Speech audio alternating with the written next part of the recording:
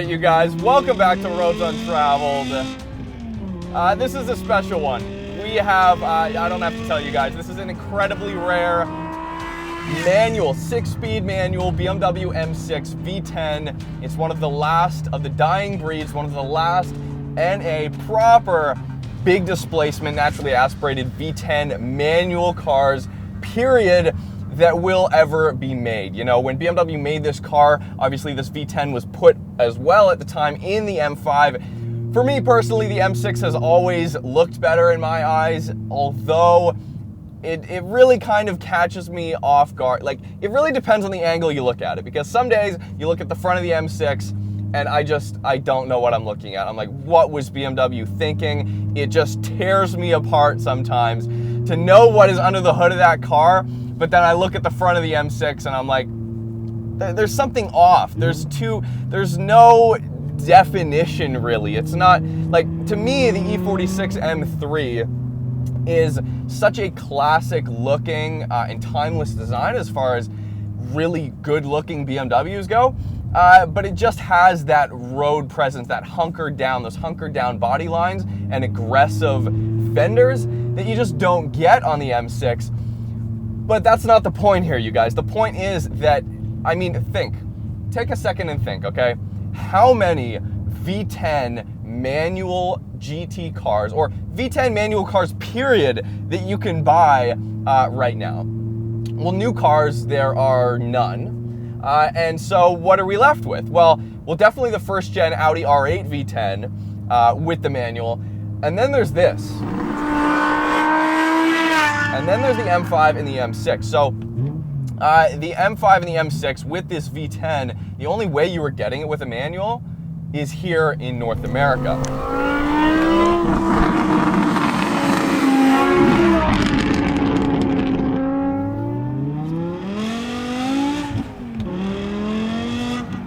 Okay, so what the owner Jay has done here with the exhaust, if you guys are wondering, which, oh my God, okay, with the windows down now, you probably are. It's been fitted headers back with a full custom exhaust as well. Custom valves back there, so we do actually have a remote here. Once we start annoying the neighbors enough, you can reach down here. And we've got an electric valve in the exhaust, which for this V10, everybody either wants the Eisenman race exhaust or they just want to straight pipe it, put a valve in, whatever. But this right here is your savior in these cars, because they rev to 8250 and you always want to be at the top. And with this, with the dumps open, as you guys are hearing, there are a few pops and backfires and stuff, but we'll see how it sounds if we close it. Quiets it right down, actually.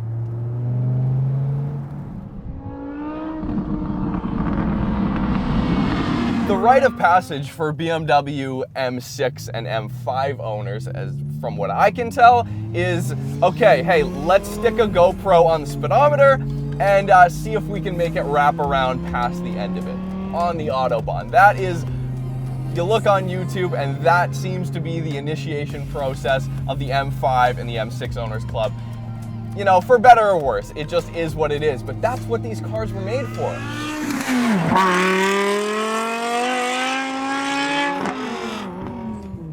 So to give you an idea of actually how rare it is to find a 6-speed manual V10 M6, 701 were ever made. And that's basically split between the coupes and the convertibles, okay? And they're all here in North America. I mean, who knows? You could have had a couple that have been imported over the years to other countries, to enthusiasts who are really looking after this, looking for this 6-speed manual experience here.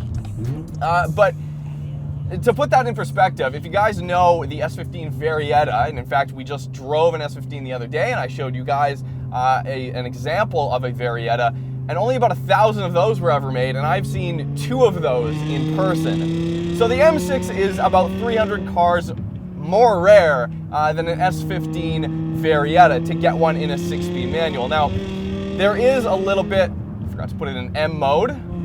That changes up throttle response a lot because, of course, the M6 is drive-by-wire, and there are 2 kind of power modes here. One that allows for only 400 horsepower thereabouts, and then when the M mode is switched on, you unlock the full 500 horsepower here. But incredibly rare car. I've heard a lot of people talk down on the manuals in the V10 M5s and M6s, and I think this just speaks volumes to the era that these were created in. You know, I've driven a dual clutch E92 M3, and that was kind of at the start of the era where automatics and dual clutches started to feel really good, and there wasn't much, you know, the lines started getting blurred between, okay, what is a less cumbersome experience? Are you going to have the, you know, a little less than satisfactory OEM feel like we have here in the V10 M6? I mean, it's not what you would call a, you know, it doesn't fit the grunt of the engine. I feel like here in the M6, absolutely, that V10 is a little bit mismatched to this transmission. It should have that kind of gritty sports car feel. It should have a little bit of resistance going into the gears, right? But it just really doesn't here. I mean, if you're really after the V10 experience, if you need a manual V10 car, then you are going to have to deal with a few sacrifices here. But those who really need that V10 sound, and I'm talking need the V10 sound in their lives, are absolutely willing to put up with very small sacrifices, such as the transmission being, there's traction, a little bit softer than you might like, but my God, this does not feel like a car in the corners that weighs 4,400 pounds. Wow, huge pickup in power past 6,500 RPM. It is remarkable, the dyno curve, the power graph, and just the way the power delivery comes on at the last half of the RPM band.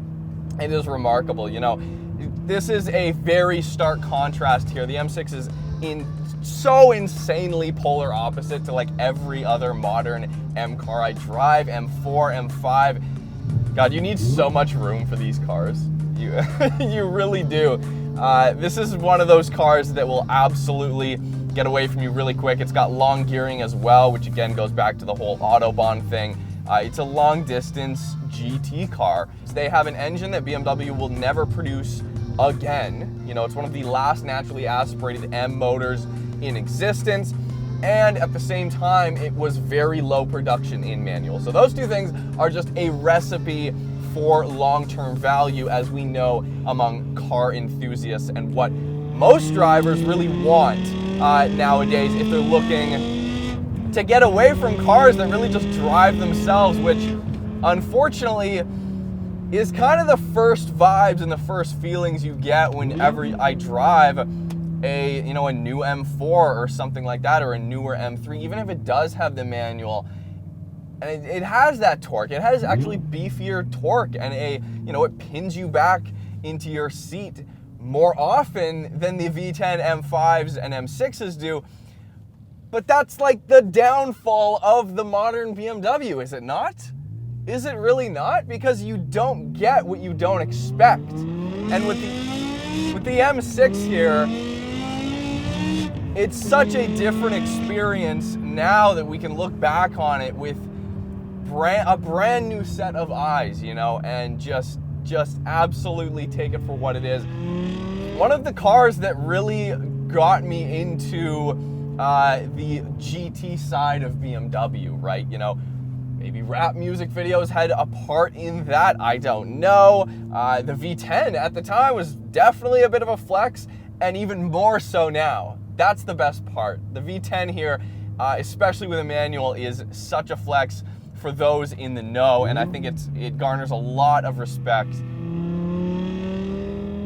It strikes a really good balance between a GT car, but a car that you still get really good steering feedback from. And here in MDM mode, M dynamic mode, allows for a little bit more slippage on the traction control here on the street, but it is pretty invasive. Like there, it began kind of understeering a little bit when you're trying to power out. a car like this, you want to be on long sweepers. You want to hit that 8,000 RPM. Oh my. There we go again.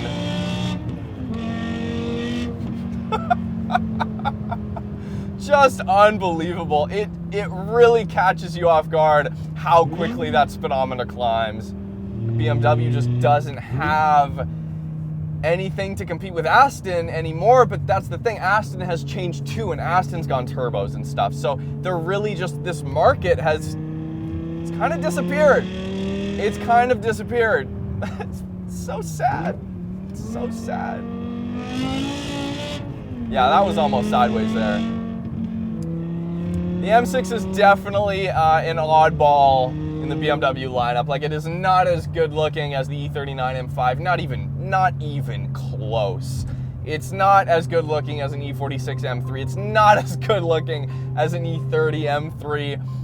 And it's definitely not as good looking as an Aston Martin V8 Vantage or V12 Vantage. But if you are a BMW fanatic and if you're a BMW fan, there is nothing like this that BMW's ever made. I'm telling you, you guys, it is, and it's kind of confusing at times, but that noise and that engine and the way the power delivery comes on just makes up for any other little shortcoming that you might notice while driving this car. Anyways, thank you guys so much for watching. This has been a BMW M6 manual, one of 701 ever made and only sold in North America. Just such a good day, and I'm so thankful. Thank you, Jay, for bringing the car out. Subscribe if you haven't already. Hit me up on Instagram at Roads Untraveled. You can see what we're kind of shooting and filming on a day-to-day basis.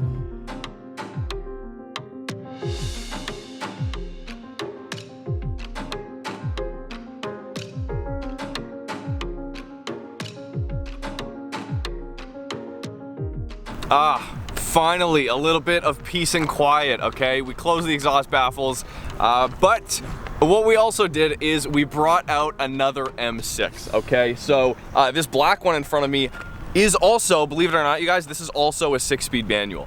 2 6-speed manual M6s. Tell me the last time you saw this on video. Definitely not in person. It's a very unlikely scenario. But anyways, friend of the show, Sid, who you guys have seen in a couple videos before, he actually used to have an M6, a V10 M6 coupe just like this. However, Sid's car was an automatic, okay? And, you know, it comes up in conversation every now and again, and I sense that Sid has a little bit of regret in selling that car. He really likes big displacement, European high cylinder count engines, and what better car than the V10 M6 to bring by for him today. So, all right, you guys, Autodromo Racing and Development. Come here for all your, well, racing and development needs. Oh, Sid brought the Bentley Turbo R into the showroom, into the front here. Check that out. Turbo R. How the heck did you fit the Turbo R in here? What's going on? What's up, boys? What's up? What's going on? What's going? Good to see you, Will. Like your jacket, Sid. Boss man. Okay, so I told you weeks ago that I was gonna bring a car down here. Lay it on me. For you to see. Yeah, let's go outside. You're gonna like it. Let's do this. You're gonna like it. And you get to rip it. We're gonna go for a rip. I get. Yes, you're driving. I'm in the passenger seat. Well, any guesses? Any guesses? It's probably old and European. Oh gosh. Right? Wow. Right? Memory lane. Real back in the day situation, eh? Yeah. I haven't even told you the best part. They're both manuals. What? These are manual? Yeah, dude. Oh my god. Have you ever driven a manual M6 before? I have never. No, okay, that's what I thought. All right, can we go around the block? Yeah, for sure. Yeah. Where are these? I know, right? Where'd they go? Where'd they go? How much of your love for like big displacement European engines came from your M6, would you say? Completely. Yeah, that's why you need a little bit of It's all coming back now. Yeah. It's like a foggy dream, this. except better. Dude, the whole time, all you were oh nice, all you were missing was the third pedal. Right? Okay. Okay. Yeah, they said that one's actually louder because that one is a this one's an X pipe before the exhaust baffle, and then that one's just straight on or full on straight piped. Look at that though, DVD player. Yep. That's where the Navi goes. Oh right, of course it's a navigation disc. I mean, how quickly did this generation M5 and M6 become super dated as far as this goes? Oh yeah, well, the tranny was the biggest jump. BMW was doing like the SMG thing for like 10 years almost. Yeah, this would have been, I guess, probably the second or third generation SMG, like right? they really tried to keep hammering at it, if you know what I mean. Yeah. To no success. Yep. Like, obviously now, the part that's timeless about this car is the engine. That's the part that actually stood the test of time, right? Yes. It's what people want. And I think they look pretty cool, too. Yeah, the parrotfish look. Is that what you call it? Google parrotfish, guys. No stock. This is, guys, vehicle inspections. You talk about vehicle inspections, VIs around here. This is your get out of jail free card. This is literally your, like, this is what you need. And a quick hand, honestly. Because if you're not quick enough, then there's no use. Then it won't help you out.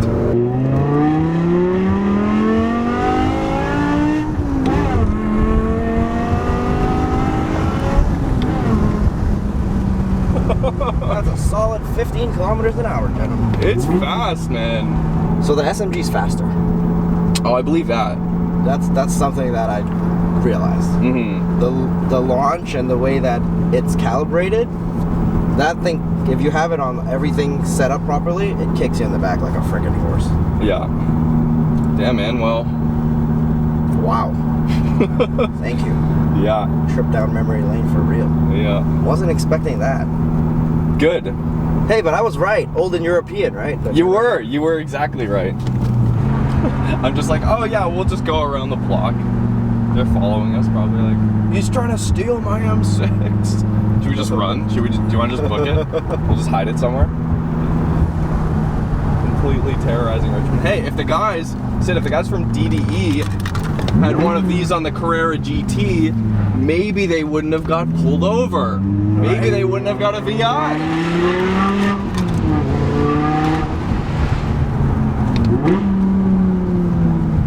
I think we'll have to let them know. It's pretty good. Getting used to it.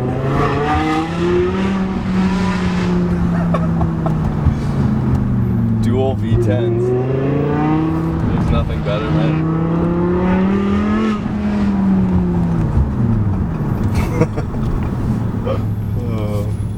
Nice. This guy gets a free oil change. Yeah, right. Right. Not bad at all. Really wasn't expecting this. No. But I guess I was half right. It is kind of old and European.